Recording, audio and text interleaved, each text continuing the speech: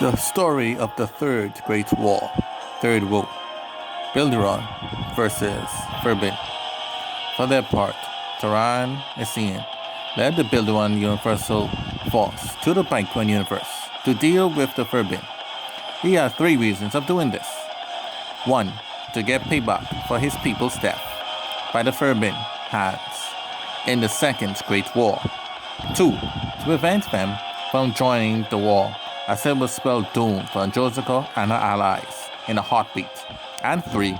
To get the Anjosican forces in Bicron currently to owe him for this assistance.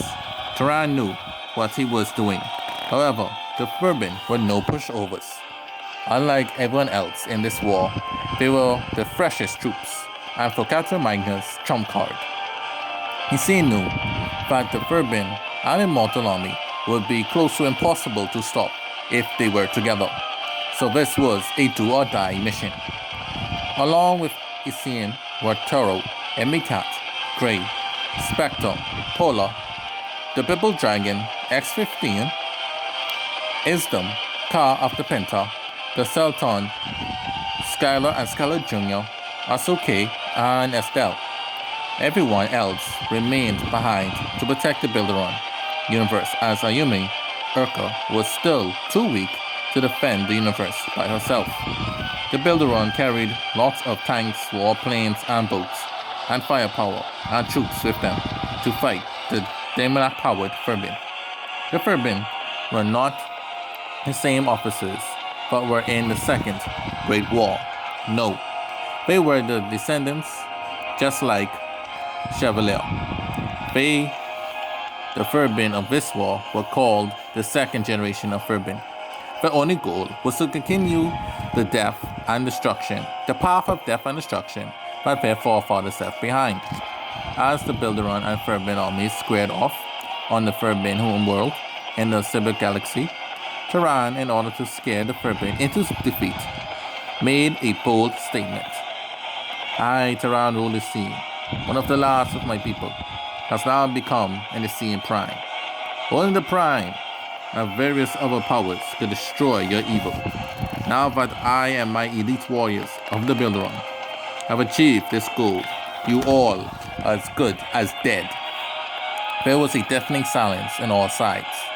Did Roll really meant it, or was he bluffing? Emmy, what's he getting at? Great, I know that I'm a prime, and he defeated me clean. So I guess it's true. Toro, we must use our combined might and wills to survive, to overcome them. Ready yourselves, men. Emmy, see this, old man? I'm going to face the same foes you faced.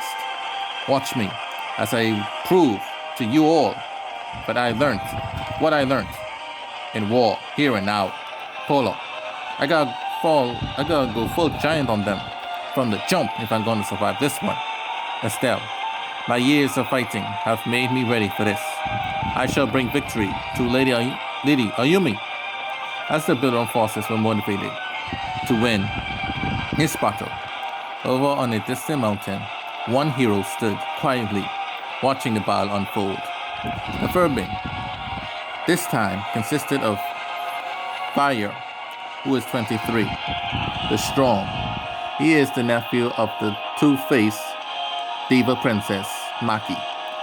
He fights for destruction and all others, just like his forefathers. And we also have Taurus, who is 29. She is the daughter of Hebron and the fastest being in the universe. She is quick to slay any foe that comes her way. We also have Imran, who is 40. He is the invincible of and feared. He is the head of the Firbean giants. And lastly, we have their leader, the 23-year-old Demir, the son of the late Firbean General Q. He has the power to control the elements, just like his father did. He is the leader of the second generation of Firbean, as they want to finish what their forefathers started. He is close friends with Zetlin of Sibik. The battle had begun. War was glorious, as the powers of the Daemonic and the Primes were at full display. It was just like the war of old, where the Prime Atlanteans fought Semneth Firbean. As the battle raged on, Essene was determined not to lose a single officer here. Still, he needed help, and in backing each one of them up. Then help came from an unexpected source. Devlin, Devlin of Fleur, of Angelica Cardino, and the leader of the composition, have come to aid you, Lord Roll. Terran, impressive Angelo. You saw what I was doing, and now I owe you for this.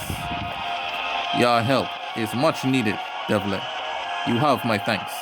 Toro, that Angelo is a dangerous man. Indeed, he might be more dangerous than Angelo Floor himself. He is a man to watch. Emmy, man, look at Devlin go, slicing the enemy like that. Wait, he's trying to steal my thunder. I gotta keep up. Hero on the mountain. So the LaFleurs have come too. Interesting. Demir, enough of this. We end this now.